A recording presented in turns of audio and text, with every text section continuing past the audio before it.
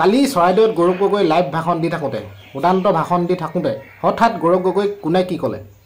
গৌৰৱ গগৈক ভাষণৰ মাজতে গৌৰৱক ভাষণ ৰখাই লৈ গৌৰৱ গগৈক আচলতে কোনে ক'লে এনেকৈ? কিয় ক'লে? সঁচাকৈ আপোনালোকে দেখি আপোনালোকে যিয়ে ক'লে গৌৰৱ গগৈক ভাল পায় আপোনালোকৰ দুখ লাগিব।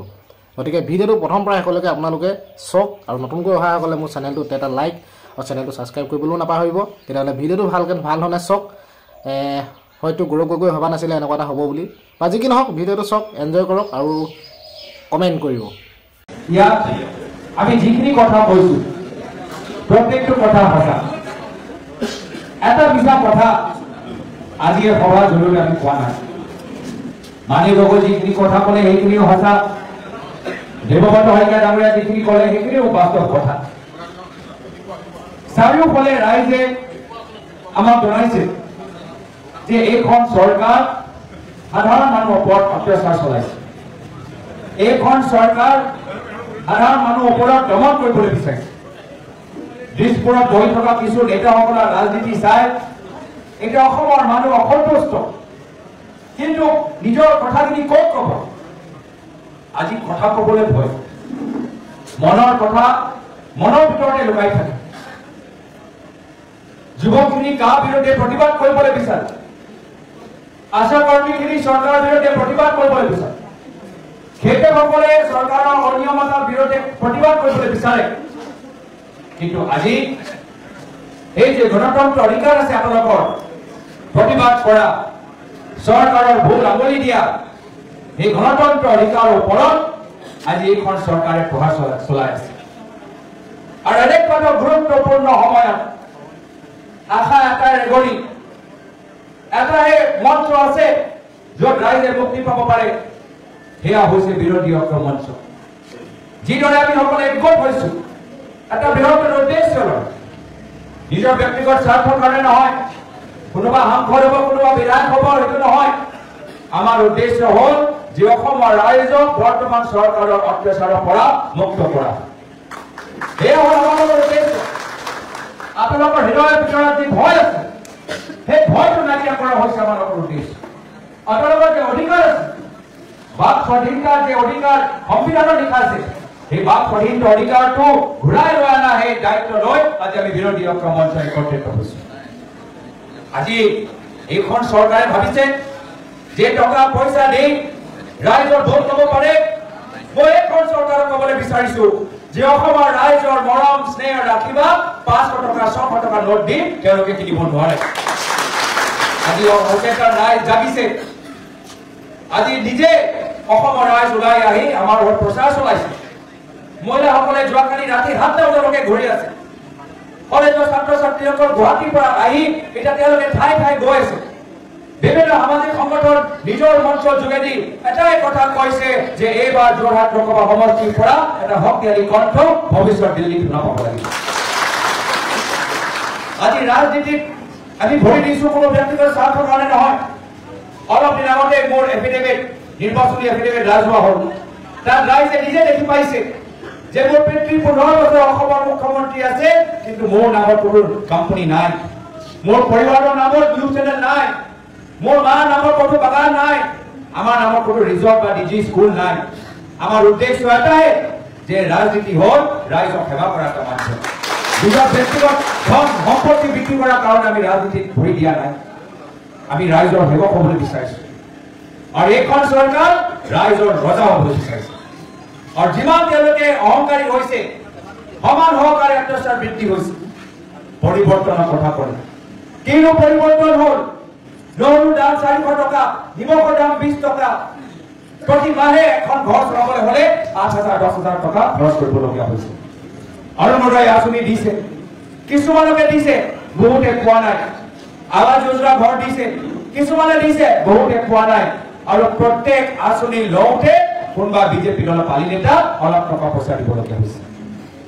প্ৰত্যেক আঁচনি লওঁতে কিবা এটা কমিশ্যন দিবলৈ হৈছে। এনেকুৱা এটা পৰিৱেশ। 2000 টকা দিছে আৰু প্ৰতি মাহে যদি চিলিণ্ডাৰৰ ভিতৰত দুবাৰকৈ গেছ ভৰাই তাতে আপোনালোকৰ 2000 টকা নাইকিয়া হৈছে। যুৱকসকললৈ কি নীতি আছে?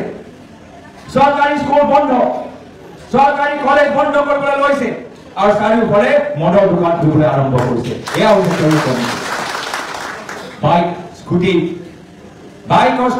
কথা ক'ব, কিন্তু যুৱকসকলক সংস্থাপন দিয়াৰ কথা নকয়। ইত্যাদি তাৰিখ কথা ক'ব, কিন্তু আজি তাৰিখত শিল্পীসকলে যে নিজৰ গামোচাৰ কাৰণে উপযুক্ত মূল্য নাপায়, গোটেই গামোচাবোৰ বাহিৰৰ পৰা আহিছে, সেইখিনি কথা তেওঁলোকে নক'ব।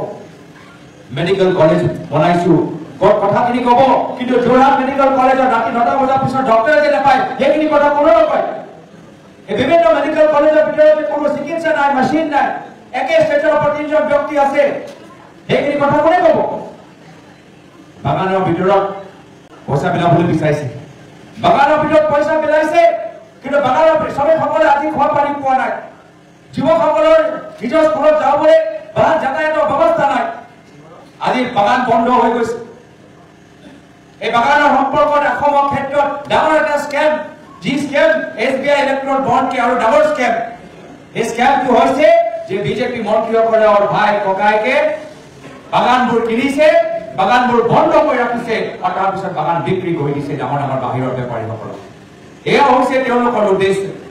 আজি তেওঁলোকে ভয়ত আছে, গম পাইছে কি যেতিয়া আমাৰ চৰকাৰ আহিব, কোন মন্ত্ৰী কোন ভাইকে বাগান ক'ত কিনিছে, বন্ধ কৰিছে, বিক্ৰী কৰিছে, গোটেইবোৰ তথ্য আমি ফাদিল কৰিম। এটা বাগানৰ আমি হিচাপ লম, এটা বাগানৰ আমি হিচাপ লম। আজি মোক ব্যক্তিগতভাৱে আক্ৰমণ কৰিবলৈ বিচাৰিছে, নীতিৰ ওপৰত ক'বলৈ একো নাই, আদৰ্শৰ ওপৰত ক'বলৈ একো নাই। এতিয়া ব্যক্তিগত কেতিয়াবা মোৰ ঘোঁৰাৰ ওপৰত, কেতিয়াবা মোৰ পৰিবাৰৰ ওপৰত অভিযোগ তেওঁলোকে দাঙি ধৰিব।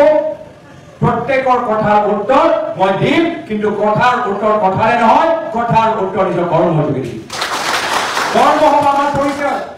যিদৰে যোৱা 10 বছৰত আমি পাৰ্লামেণ্টৰ ভিতৰত কৰ্ম কৰি আমি নিজৰ পৰিচয় সৃষ্টি কৰিছো, ভৱিষ্যতে আমি যোৰহাটৰ প্ৰতিনিধি হিচাপে, অসমৰ প্ৰতিনিধি হিচাপে নিজৰ কৰ্মৰ যোগেদি আমি নিজৰ ৰাজধানী হৈ থাকিম। আজি সঞ্জয় ৰায় এই মঞ্চৰ পৰা মই ক'বলৈ বিচাৰো, কি চিন্তা কৰিবলৈ নাই, যোৰহাট লোকসভা সমষ্টি ইতিমধ্যে আমি জিকিলৈ। যোৰহাট লোকসভা সমষ্টি ইতিমধ্যে আমি জিকিলৈ। চাৰিওফালে চুকে কোণে চবে এটাই কথা কৈছে, যোৰহাট এবাৰ আমি জিকিম। সৰু সৰু ল'ৰা ছোৱালী মোৰ ওচৰত আহি কৈছে, ডাঙৰ হয় মই আপোনাকে ভোট দিম। এইখিনি কথা আজি চুকে কোণে সৰু সৰু ল'ৰা ছোৱালী মুখৰ পৰা।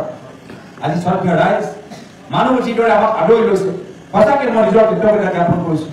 আপোনালোকে আমাৰ ওপৰত ভৰসা কৰিছে, আৰু মই কথা দিছো যে আপোনালোকৰ আশাৰ বিনিময়ত, আশীৰ্বাদৰ বিনিময়ত যে মই দুগুণ আৰু বেছি কষ্ট কৰিম, ভৱিষ্যত দুগুণ আৰু বেছি কষ্ট কৰিম।